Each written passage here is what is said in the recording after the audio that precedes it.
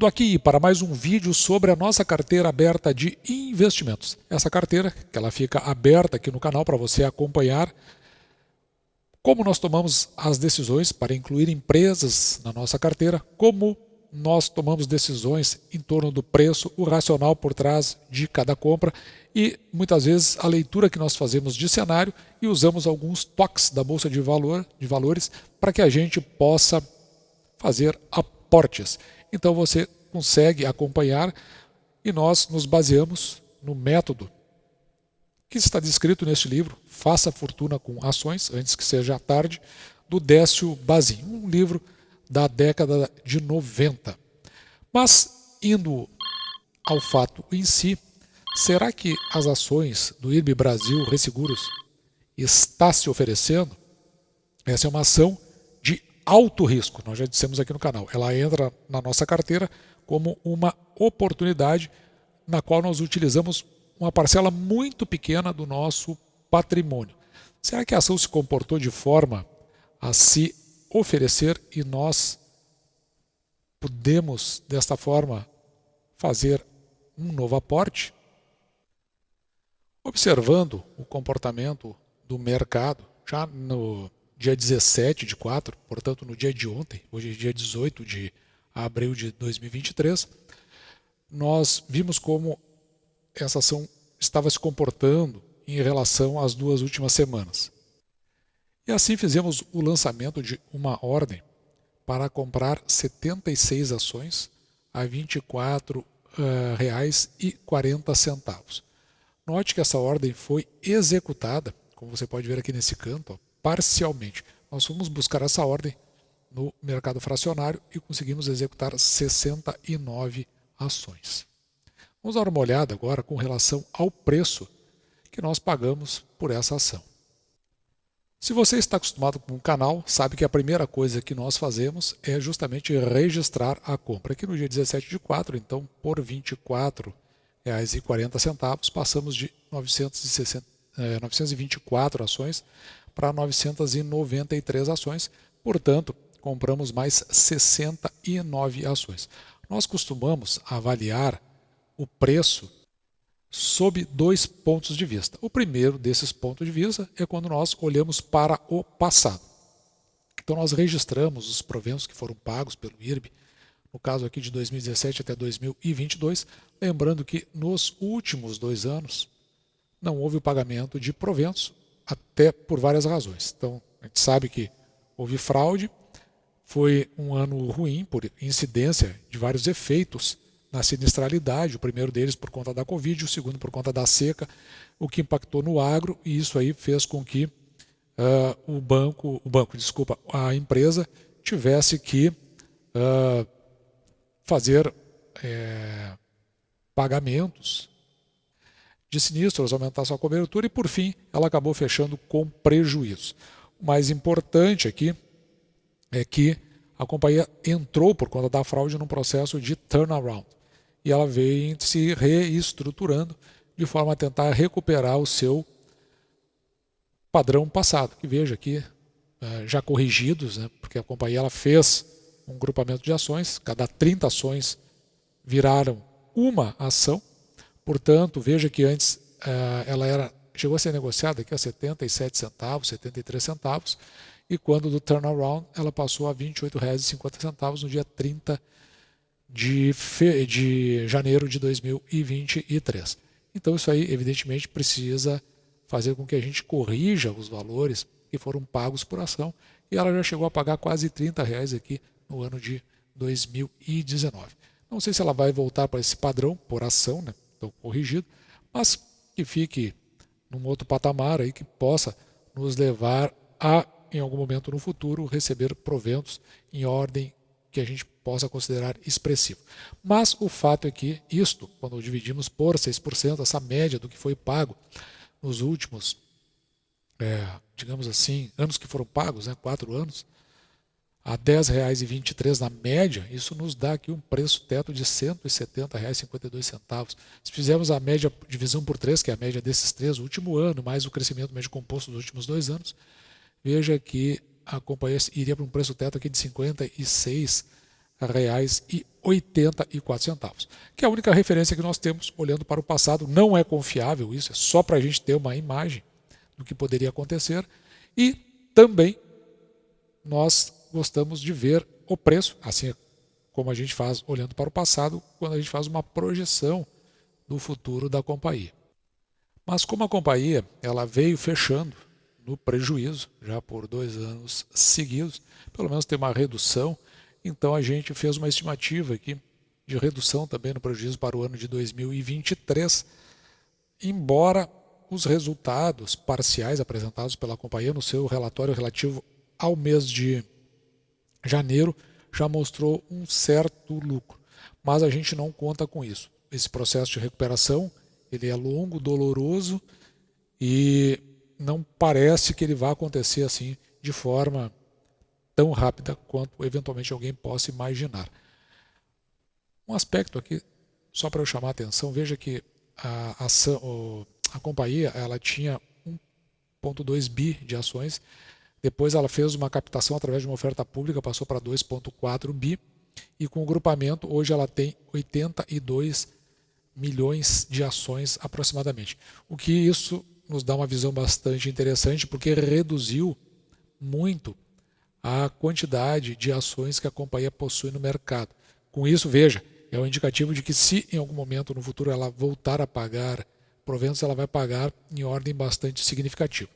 Isso se a companhia vir a se recuperar. Porque até o presente momento não há como fazer qualquer projeção futura, principalmente porque o resultado da companhia, em função do seu lucro líquido, está muito comprometido, o que leva esse PL, aqui, o preço da ação dividido pelo lucro líquido por ação, para menos 4. Sempre que isso aqui der negativo, é porque provavelmente a companhia fechou no prejuízo. Por outro lado, se nós compararmos aqui, o patrimônio líquido da companhia, em função do preço que nós pagamos pela ação, até vou dar uma corrigida aqui só para você verificar o que acontece quando a gente passa aqui para R$ 24,40, só para ficar um pouquinho mais preciso. Veja que a companhia ela tem um preço da ação dividido pelo valor patrimonial por ação em 0,49, abaixo de 0,5. Aqui tem um indicativo em função do patrimônio líquido da companhia, que o risco fica reduzido em investir, mas é só uma ideia, e que a ação possa estar muito barata. Mas é uma referência muito superficial, porque, veja, a companhia está numa condição ainda muito precária, de forma que há um risco muito, na minha visão, muito significativo em investir. Por isso que não dá para a gente fazer essa interpretação, quando o PL está abaixo de 1, neste caso, de considerar que o risco é reduzido. Para que isso, de fato, fosse verdade, a companhia tinha que estar fechando com um lucro líquido positivo. E aqui só por uma questão de nomenclatura, para você entender que eventualmente a gente fala lucro líquido negativo, né? Isso é o prejuízo, certo?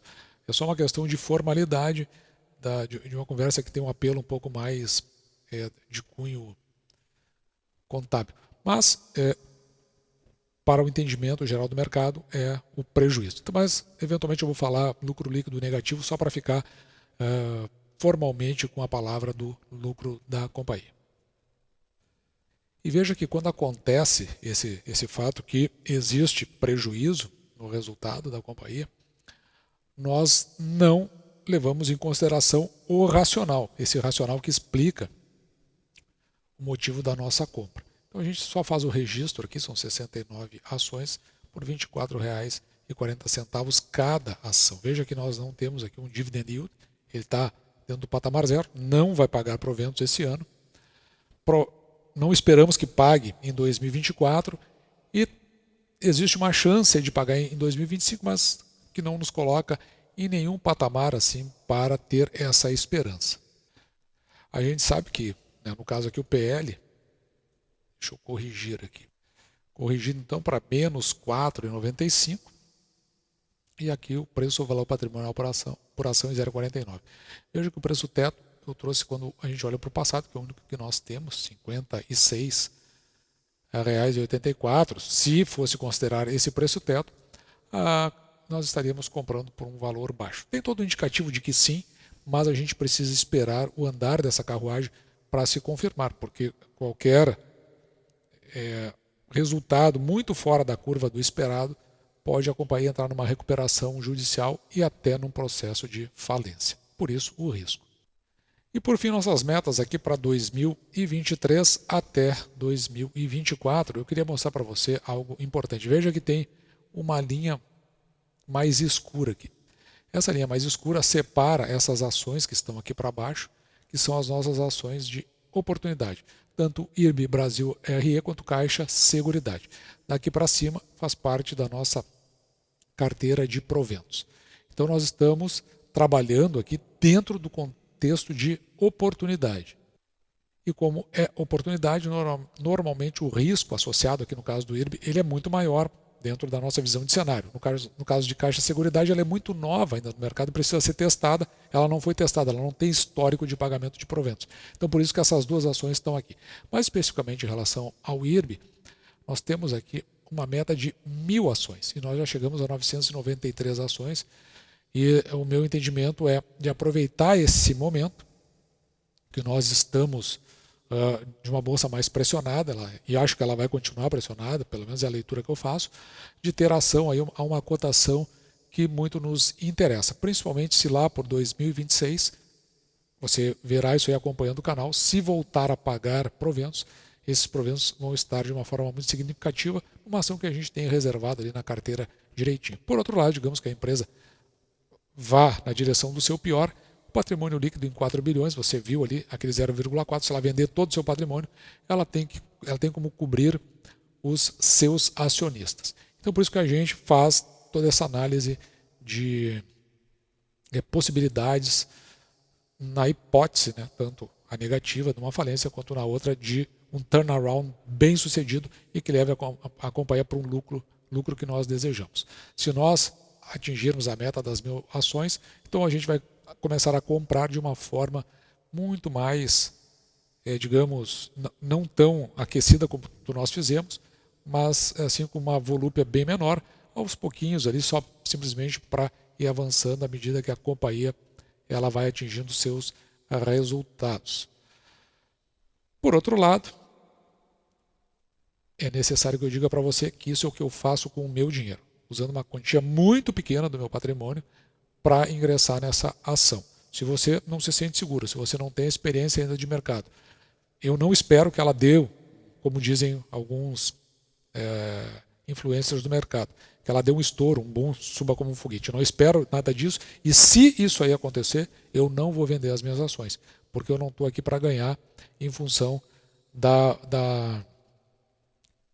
evolução do preço da ação. O que eu quero é que a companhia se recupere e ela volte a ser uma pagadora de proventos, porque eu acho que é daí que vem os resultados que eu obtenho para justamente manter a carteira, manter o canal e manter esse escritório aqui em funcionamento. Até o presente momento já recebemos 18.200 em ação, isso dá uma média por mês em 12 meses de 1.500 e nós estamos atrás dessa média aqui de 3.234, que é o que a gente pretende receber para comprar mais ações, reduzindo do que a gente retira daquela parte que nós reservamos para a compra de ações do nosso salário. E assim torcemos para estarmos certos em relação às nossas análises, lembrando que o risco envolvido nessa aquisição é um risco muito alto. Assim, esse foi o nosso vídeo de hoje, deixando aí mais uma vez claro a nossa carteira aberta de investimento. Eu espero que você tenha compreendido e tenha gostado deste vídeo, porque eu vou ficando por aqui, me despedindo de você e deixando, como sempre, meu grande abraço!